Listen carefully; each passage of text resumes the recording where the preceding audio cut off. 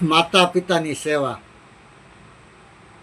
પરિવારની સેવા, સમાજની સેવા, તેમજ લૂલા, લંગડા, પાંગડા તેમજ ગાયોની સેવા, સાધુની સેવા, સંતની સેવા,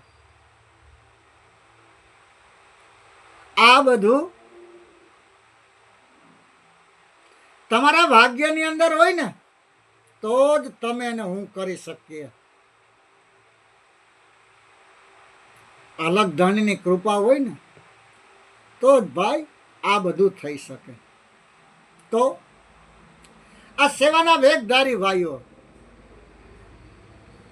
રોજને માટે પોતાના કામકાજ કરતાની સાથે